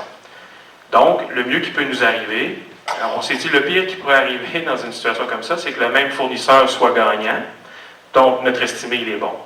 Et dans le mieux, c'est lui ou un autre qui va avoir qui va être le gagnant, mais à meilleur marché. Donc, les coûts qu'on a présentés ici ne pouvaient être que la réalité ou plus haut que ce que ça va vraiment nous en coûter. On a aussi le fait que le MAMRO qui nous accompagne, le ministère des Affaires municipales de l'occupation du territoire, nous accompagne depuis le début dans cette démarche-là. Et eux reçoivent les projets autant au niveau des processus d'évaluation que des finalisations de réalisation des projets. Ils ont une expérience et ils ont vu à Beauport, à Thetford Mines, à Shawinigan, des projets évoluer. À la toute fin, là, il reste Shawinigan, Thetford Mines, Bécomo qui ne sont pas réalisés, mais l'ensemble des autres municipalités du Québec sont passées par les mêmes contraintes. Et donc, le ministère a réalisé, a acquis toute une expérience en termes de comparaison de coûts. Et c'est pourquoi, d'ailleurs, le MAMRO avait exigé la présence d'une expertise d'un tiers, une compagnie qui était EXP, une firme d'ingénieurs, qui eux autres aussi ont une expérience internationale en matière de réalisation de projets, puis qui arrivaient avec un œil beaucoup plus critique et une expérience aussi de réalisation sur le territoire québécois. Fait que mis tout ça ensemble, là, la somme des expertises qui nous ont été imposées pour faire l'étude de valeur avec Raymond Chabot de John Thornton aussi, qui accompagnait comme firme de comptable, sont arrivés là, à une évaluation qui satisfait tous les paliers de gouvernement et tous les experts conseils mis à contribution. À Laval, dernièrement, un complexe, il avait oublié le stationnement, 30 millions. Je vous jure qu'on n'a pas oublié le stationnement, monsieur.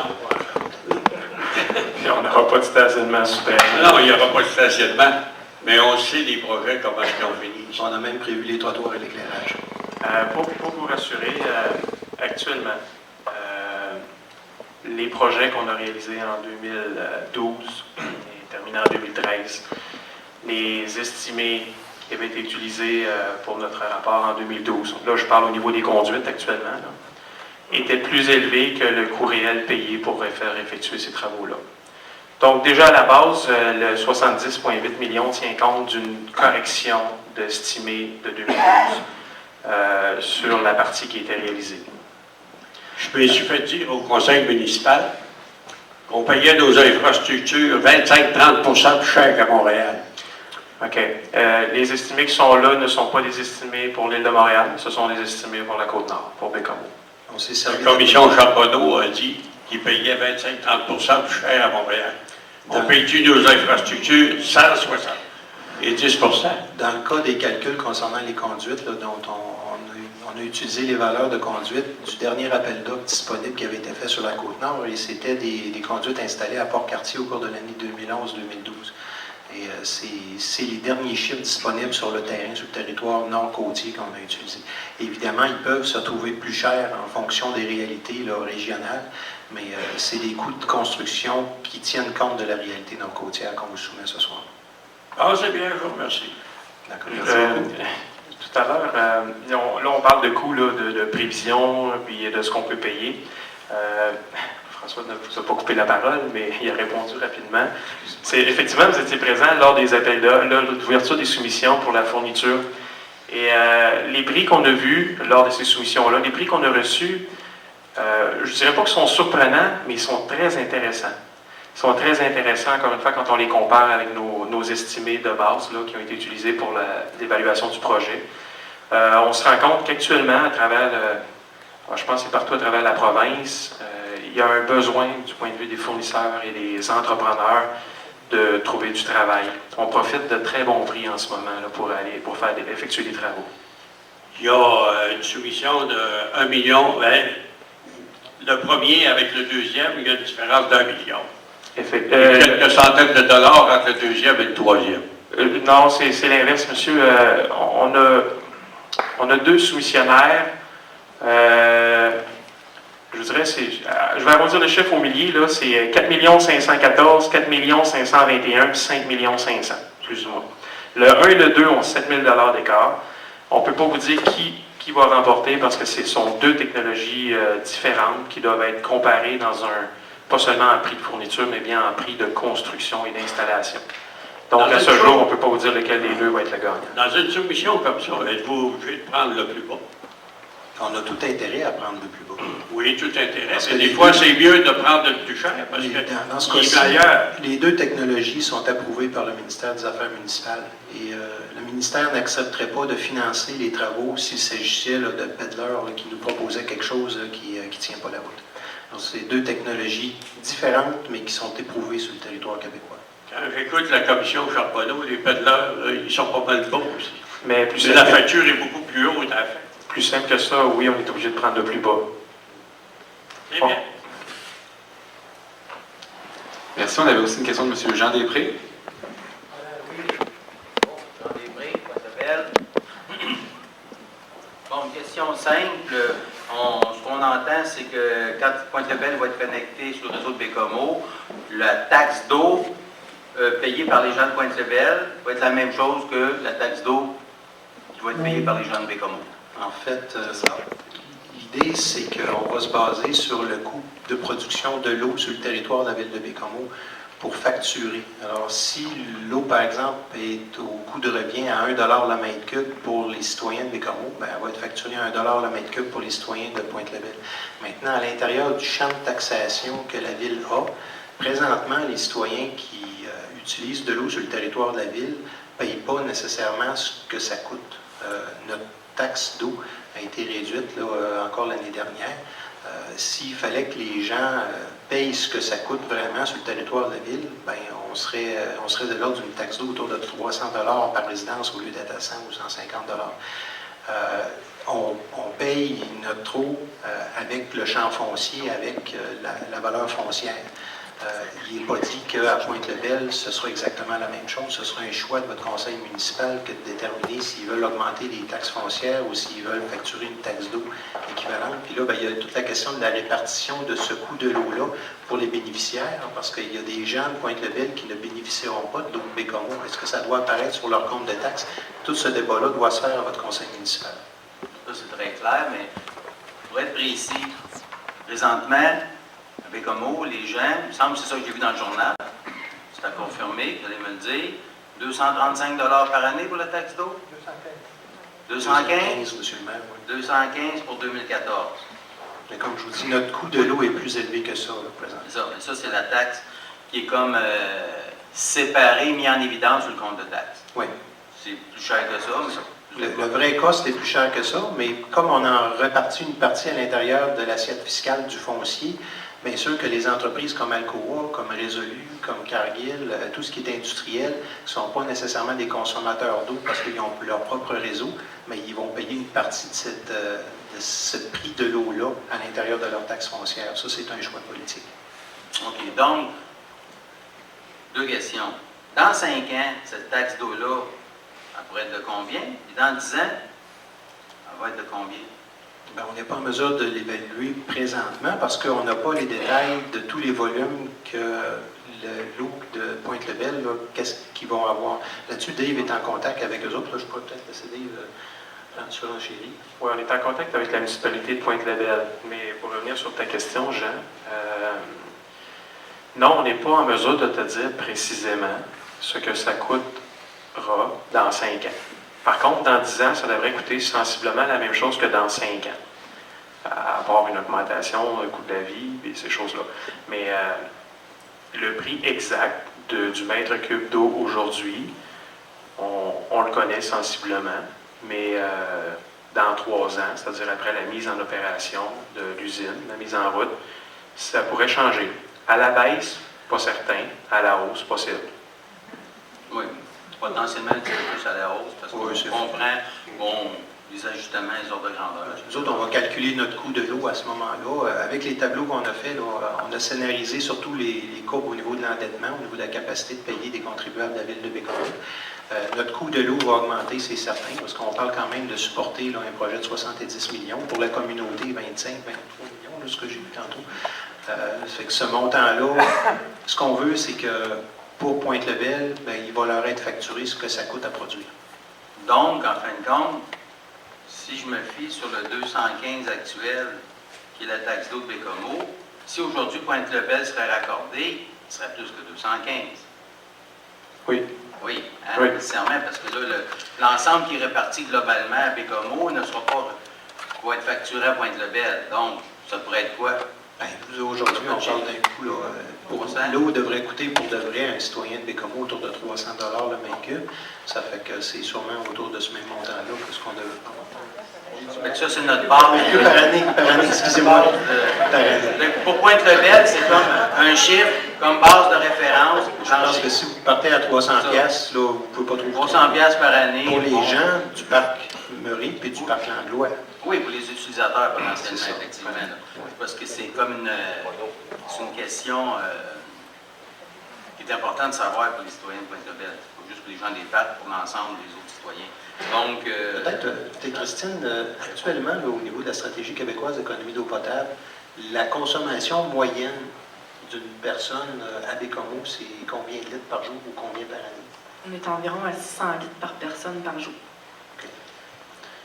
Ben, c'est une moyenne, mais ce n'est pas une consommation réelle que les gens ont. Il y a un combiné. Non, là-dedans est combiné le commercial et l'industriel.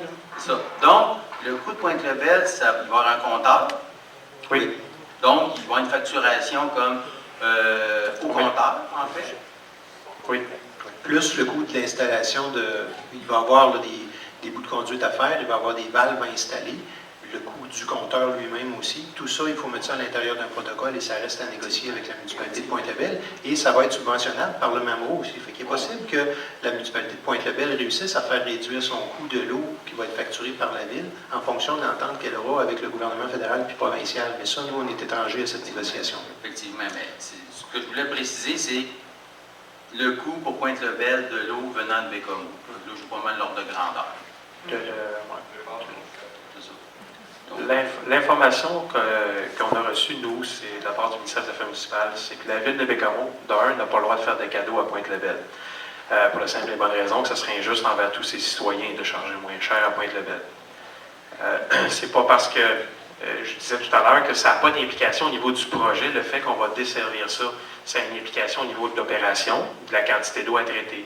Mais on n'aura pas à grossir nos équipements, c'est-à-dire la conduite qui est prévue pour alimenter McCormick demeure la même. Pointe-Lebel va pouvoir s'alimenter à partir de cette conduite-là. Ce n'est pas un volume d'eau qui nous exige de faire de l'over-improvement sur notre propre projet. Par contre, ça a aussi ses limites.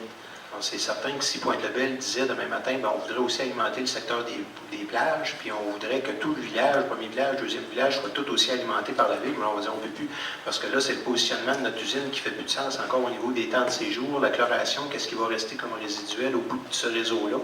Ça ne marche pas. Notre réseau, on l'a équilibré pour qu'il puisse desservir jusqu'à Saint-Georges, puis on calcule qu'il doit aussi être capable de desservir jusqu'au moins au parc. Je vois M. Martel est debout dans le fond de la salle. Juste ajouter un commentaire pour Franck.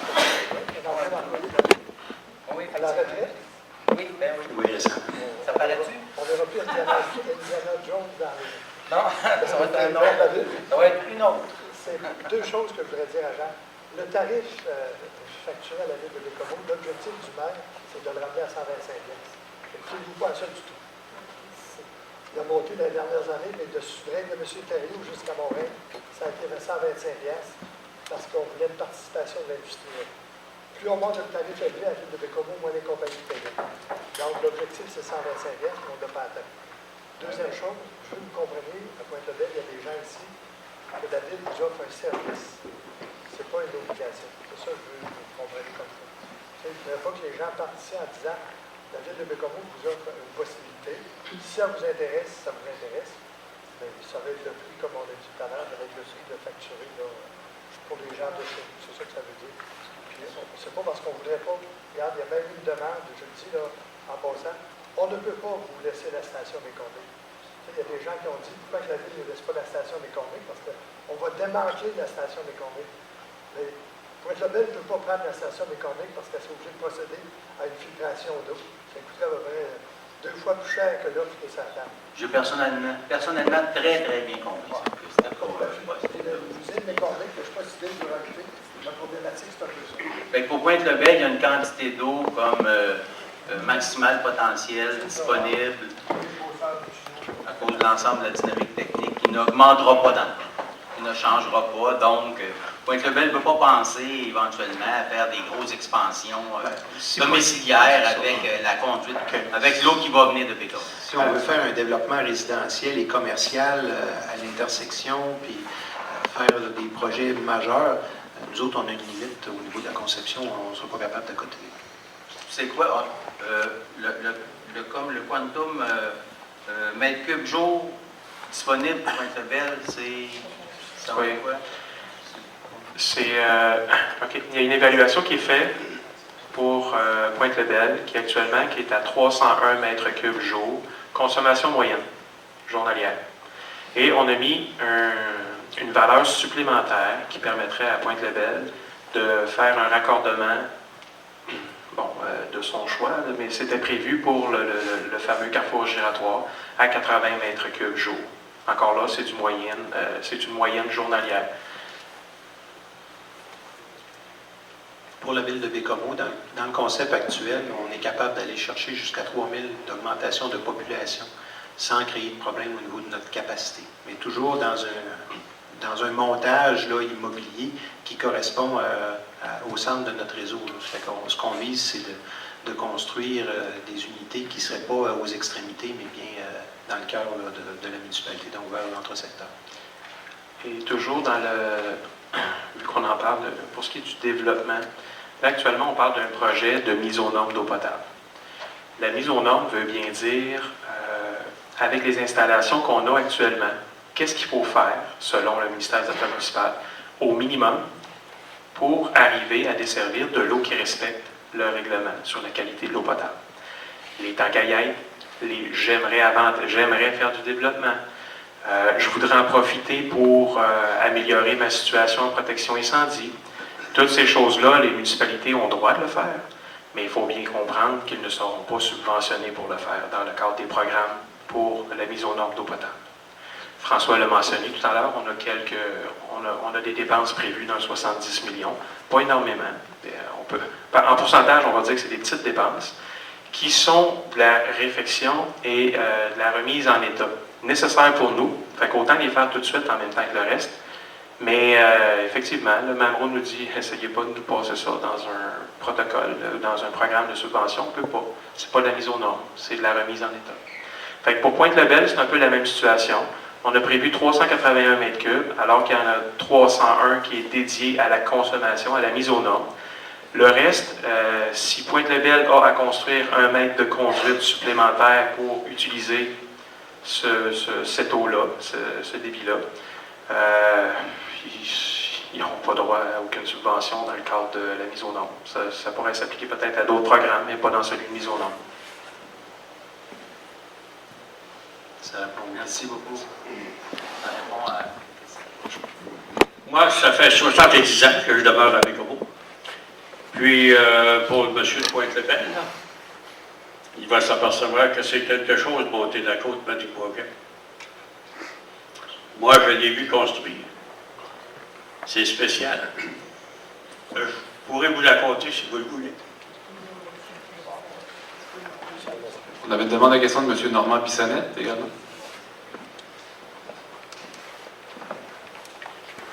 Oui, bonsoir. Déjà, de féliciter de tenir cette assemblée d'informations. C'est intéressant. Puis féliciter sa qualité des présentations. Venant d'organismes des bassins versants, ça fait plaisir à entendre. Merci. J'ai peut-être eu un élément de réponse, mais tantôt, quand M. Terrien parlait de la conduite qui amenait jusqu'à Saint-Georges, je voulais savoir pour ce qui était des usines d'Alcoa, de PFR. Pour ce qui est de l'eau potable, j'imagine, ça va venir de l'usine, mais est-ce que les autres procédés vont continuer à venir du lac La Chasse? En réalité, ils vont conserver leur propre réseau. Il n'y a pas d'autres procédés raccordés sur le réseau Ville de Bécomo pour ça. Pour l'eau potable et l'autre procédé? Non, eux autres, les eaux qu'ils utilisent à partir du lac à la chasse, ils vont conserver leur propre réseau. Ils vont continuer à s'alimenter à cet endroit-là. Dans le fond, dans le bilan net, là, la canne à chasse va regagner ce que la municipalité, ce qu'on consomme, nous, la ville, pour le secteur Est, là, actuellement. Il n'y a plus, entre guillemets, là, il n'y a personne qui va l'utiliser. La station La Chasse, en fait, on dit à l'interne, elle va perdre sa job en 2016. Là. La station La Chasse n'aura plus pour objectif de pomper de l'eau. Par contre, c'est une usine qui, selon les développements industriels, les besoins, pourrait être dédiée à pomper de l'eau brute pour de l'eau de procédé, là, pour soit une usine existante ou encore une éventuelle usine. Merci. Donc, plus d'eau pour le lavage de la rivière aux Anglais. Oui. Évidemment, dépendamment là, de si quelqu'un d'autre vient s'y brancher. Là. Et ce qu'on souhaite, la compagnie Résolue, elle, pompe aussi là, à l'intérieur de son réseau hydrique. Là. Ça fait qu'il est fort probable qu'au niveau anthropique, qu'ils n'auront plus besoin de pomper autant d'eau dans la rivière aux Anglais pour pouvoir monter ça dans le lac La Chasse, effectivement. Merci. C'est un compris. Dans votre affiche de séance d'information du projet de mise en norme des eaux potables, on parle d'un réseau d'aqueduc existant. Mais on ne parle pas, par exemple, on parle de l'alimentation des secteurs. On alimente des secteurs avec ça. Mais dans les secteurs, moi, dans la chasse, en 10 jours, on a eu 8 bris d'aqueduc. 8 quoi? 8 bris. Des bris. Ben là, vous parlez de bris causés par le gel dans les rues? Non. Pas au mois de décembre. Il n'y a pas de gel qui descend de quel pied bris? dans la terre. De quel bris? En réponse à votre question, cet hiver, le gel est descendu très profondément. Pas au mois de décembre. Non, pas en décembre. C'est à ces jours-ci, là, ces derniers temps. Mais encore une fois, si on peut dire la désuétude, la vétusté du réseau en tant que tel, ce n'est pas de la mise aux normes. Ce sera de l'entretien, ce sera de la réfection qui devra être fait au cours des prochaines années. Ça ne sera pas cette année, ça ne sera pas en 2015 non plus, on l'a mentionné tout à l'heure. Je sais, il n'y a rien sur le budget pour ça. Mais le but du projet, c'est bel et bien d'amener à ces réseaux-là une eau qui est conforme à la réglementation. Ça ne corrige pas s'il y a un problème de pression. Le but n'est pas de corriger un problème de pression, le but n'est pas de corriger un problème de protection incendie dans un secteur de la municipalité. C'est vraiment d'amener une eau qui est conforme au règlement sur qualité d'eau potable. J'aimerais juste bien comprendre votre question, M. Lafontaine. Quand vous parlez de 8 bris dans le secteur de la Oui. chasse, est-ce que vous référez aux bris dans le secteur plutôt de Saint-Georges? Non. Ou s'il s'agit vraiment de bris... Le bris d'aqueduc, ils ont fait l'asphalte jusqu'au 18 décembre chez nous. OK, Il y a eu 2 bris sur la C'est rue une de la toute autre Fontaine, question. il y en a eu 3 sur la rue Louis-Philippe Gagné, il y en a eu une sur la rue du Parc, une dans Charles-Gay, puis une à Saint-Georges, parce qu'ils ont fait... C'est notre fardeau constant. Et d'ailleurs, le point que j'avais mentionné tantôt concernant la taxe d'assises, c'est qu'on a des rues qui vieillissent à Bécomo. Et il aurait été fort agréable de pouvoir bénéficier encore des 3,2 millions qui étaient disponibles au niveau de la taxe d'assises pour pouvoir faire des réfections de rue en profondeur. Puis on a un plan d'intervention qui est fait au niveau des services techniques que le ministère nous exige aussi pour dire quelles sont les rues là, qui commencent à être dues puis qu'il faut intervenir. Ils sont toutes priorisées, ces rues-là. La première étant la rue Père-Arnaud. Et malheureusement, en raison de la priorisation et des dépassements de coûts, le ministère nous exige d'utiliser le programme de la taxe d'assises et de le dédier uniquement au projet d'eau potable. Donc, on ne peut plus se servir de ce levier-là pour faire de la réfection de rue en profondeur. Aussitôt qu'on va embarquer dans le prochain volet, là, une fois la réalisation de l'eau potable faite, et il va y avoir sûrement un nouveau programme de taxe d'assises qui sera présenté dans le chantier Canada-Québec ou ailleurs avec le gouvernement du Québec, le gouvernement fédéral. Mais on va pouvoir recommencer à faire des réfections de rue. Mais là, cet argent-là, présentement, n'est pas disponible, puis ça nous obligerait à faire des réfections de rue à 100% aux frais des contribuables de la Ville, puis c'est pas du tout présentement là, dans nos moyens de le faire. Il y a plusieurs bris, monsieur. C'est La Fontaine, je crois. Oui. Il y a plusieurs bris qui sont dus, oui, au gel, des mouvements de sol, mais souvent, c'est pas nécessairement la conduite principale. Ce sont les connexions avec les services privés qui vont faire défaut. Au moins, on peut se réjouir. On intervient rapidement. On ne laisse pas l'eau se gaspiller. On ne laisse pas l'eau couler dans le sol. Dès qu'il y a une fuite, généralement, on s'en rend compte et puis il y a une intervention qui est faite de la part des travaux publics pour faire des réparations. effectivement, dans le secteur que vous avez mentionné, moi aussi j'habite dans ce secteur. Il y a eu plusieurs bris cet hiver et la plupart du temps, des bris en fonction du gel, des mouvements de sol, même en décembre. À chaque fois qu'il y a un bris, vous remettez en opération. Oui. Mais un système de caduc, c'est comme une chaîne, ça. T'es faible au plus... le maillon le plus faible fait que... Mais vous rajoutez des maillons. À chaque fois que vous réparez, là, vous rajoutez des maillons. Ils sont plus forts que les précédents. Non, je ne crois pas. Je ne crois pas. On remplace par du neuf, là, on ne met pas du vieux sur nos réseaux. Oui, on remplace par du neuf, on fait des corrections. Bien, inévitable. Des joints. Oui. Plus il y a de joints, plus tu as des moyens faibles. L'autre solution, c'est de refaire les rues au complet. Comme je vous ai dit tantôt, présentement, on n'a pas les moyens de faire ça. On a quand même autour de 164 km de rues à Bécomo. Des rues, des fois, qui datent des années 30, 37 jusqu'à aujourd'hui. Alors, on y va par priorité. Puis, présentement, la priorité, c'est de faire le projet d'eau potable et de réparer ce qui brise. Messieurs, si on n'en parle pas, les gens ne seront pas au courant que nos infrastructures ont besoin réellement de C'est clair que les infrastructures vieillissent et ça, on ne s'en cachera pas. C'est toujours une question de fardeau pour le contribuable, là, de voir est-ce qu'il est capable, le contribuable à Bécomo, de payer davantage. On essaye présentement de limiter le plus possible l'augmentation de notre compte de taxes. Je pense que les citoyens y ont goûté beaucoup au cours des 4 dernières années. Alors là, on est à l'étape de dire, avec le nouveau conseil, il y a une rationalisation majeure au niveau de tous les services qu'on offre.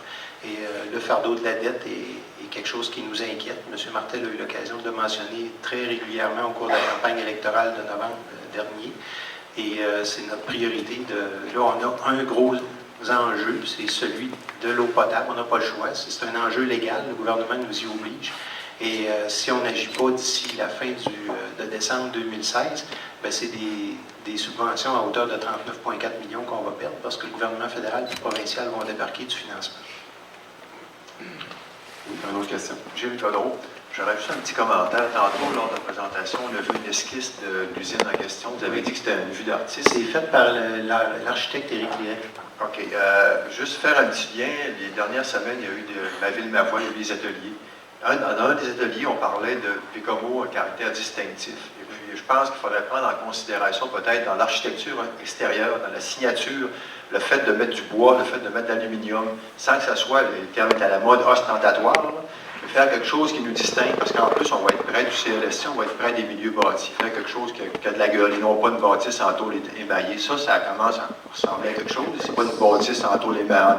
Non, du tout. Puis c'est un immeuble aussi qui va être visible du boulevard Pierre-Ouellette. Alors, ce qu'on voulait, lorsque moi j'ai demandé à M. Lirette de nous faire quelque chose qui serait esthétiquement intéressant, c'est d'avoir quelque chose qui est attrayant pour l'œil quand on va passer devant. C'est juste au côté du bâtiment du CLSC qui lui-même est d'une facture architecturale qui est correcte.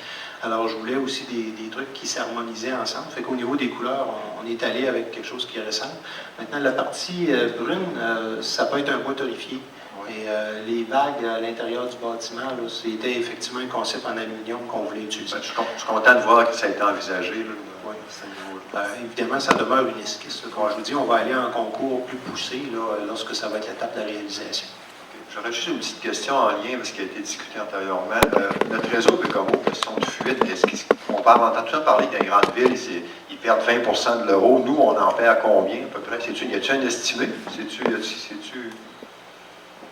Parce qu'on va produire de l'eau qui a un coût, donc... Oui. C'est moi qui s'occupe de la stratégie québécoise d'économie d'eau potable. Et encore une fois, le ministère des Affaires municipales nous oblige à faire un bilan d'usage de l'eau depuis les 3 dernières années. Je suis en train de compléter celui pour l'année 2013 parce que leur bilan est arrivé très tard cette année. On l'a eu seulement 2 semaines. Et dans ce bilan-là, on nous demande effectivement de comptabiliser la consommation moyenne annuelle par habitant, mais aussi de tenter de faire une estimation de nos consommations de nuit pour essayer d'évaluer les fuites. Parce que c'est pas quelque chose qu'on ne met pas de compteur d'eau sur les fuites, hein, c'est difficile de les comptabiliser. Donc, effectivement, en moyenne, un réseau d'aqueduc peut perdre jusqu'à 20 de façon raisonnable, jusqu'à 20 d'eau. Actuellement, on n'est pas aux 20 on est beaucoup plus élevé, mais c'est parce qu'on n'est pas capable de comptabiliser les consommations en continu la nuit. tels que les hôpitaux, les restaurants, les industries, les lavomates. Ceux qui laissent fonctionner l'euro pour pas que leur accueil L'hiver, essentiellement, l'hiver, on voit nos débits de nuit, c'est sûr, augmenter. On a quand même plusieurs parcs de maisons mobiles. On dit à certains résidents aussi, lorsqu'ils ont gelé à plusieurs reprises, de préventivement laisser couler l'eau avant que ça gèle. On a des purges aussi sur le réseau qui permettent de ne pas geler certains tronçons qui sont plus problématiques à tous les ans. Vous avez dû voir aussi un projet de règlement concernant des subventions qu'on voulait octroyer là, pour les gens qui feraient des déclarations volontaires pour les systèmes de réfrigération. On a quelques systèmes de réfrigération là, dont on connaît l'existence, qui ils servent de l'eau fraîche qui est à l'intérieur du réseau d'aqueduc pour faire du rafraîchissement dans leur frigidaire, leur frigo à bière. Puis après ça, bien, ça ne s'en retourne pas dans le réseau d'aqueduc, ça s'en va directement au waste, à l'égout. À l'égout, et on retraite cette eau-là qui n'a même pas été utilisée. Donc, tous ces équipements-là, on sait qu'il y en a près d'une centaine sur le territoire. On en change assurément une vingtaine cette année avec les commerçants, mais d'ici 2 ans, en 2017, janvier, ils vont devoir avoir remplacé ces équipements-là qu'on va avoir inventoriés et inspectés au courant des prochaines années. On a aussi, Christine, peut-être pour le rappeler, dans la stratégie québécoise d'économie d'eau potable, on répertorie le nombre d'avis d'ébullition. Oui, oui, oui. Et le nombre de bris qu'on a sur notre réseau. Fait que ça De nous tous les permet réseaux. d'avoir des indicateurs de performance, puis de se comparer là, au nombre de kilomètres qu'on a de conduite, voir si on est performant, si on n'est pas à ce niveau-là. Puis on n'est pas pire. Oui, le bilan est bien, puis on fait aussi, on est obligé, là, depuis 3 ans, on a un programme de détection de fuite. Donc, on a plus de 800 bornes incendie sur le réseau d'aqueduc les réseaux d'aqueduc de Bécomo. Et chacune de ces bornes-là, on fait une écoute au niveau sonore avec un appareil. Ça nous donne une lecture objective du bruit que ça fait. Et lorsque le bruit est un peu plus haut, c'est qu'on peut détecter une fuite. Donc, à partir de ce moment-là, on va réparer de façon préventive, on essaie de la trouver pour la réparer le plus rapidement possible. Puis nos bilans, encore une fois, sont très, très bons à ce niveau-là. Je vous remercie de la présentation qui, à mon avis, était claire et instructive. Merci, M. Godin. M. Lafontaine, juste un petit instant, il y a un monsieur qui avait pas demandé pour une question. Oh, c'est juste. Les bris sont compilés, vous dites? Oui, absolument. Parce qu'à chaque fois qu'il y a un bris sur le réseau d'aqueduc, qu'on a une perte de pression parce qu'on ferme un tronçon, on est obligé par le règlement sur la qualité de l'eau potable de faire un avis d'ébullition pour ces résidents-là qui ont manqué d'eau pendant la réparation du bris. Donc, nous, dans notre service, automatiquement, on est même obligé de faire un avis au ministère, les prévenant qu'on doit faire un avis d'ébullition. Donc, tout ça, c'est compilé pour chacun des réseaux, pour tous les bris d'aqueduc. On approche-tu de centaine? Oh mon Dieu, non. Non, l'année passée, je crois, Christine, on en avait 17 tantôt sur les 4 réseaux, 13 ou 17. Depuis le 10 décembre, il y en a On en au a moins pas eu 10 tant que ça. dans la chasse. Non, pas du tout. Je crois que vous vous trompez entre le réseau d'aqueduc et le réseau pluvial où il y a eu énormément de réparations, effectivement, dans les rues que vous avez mentionnées tout à l'heure. Parce que j'ai pas vraiment d'avis d'ébullition dans Ça, ce c'est fait secteur-là. pour savoir entre l'aqueduc et le pluvial.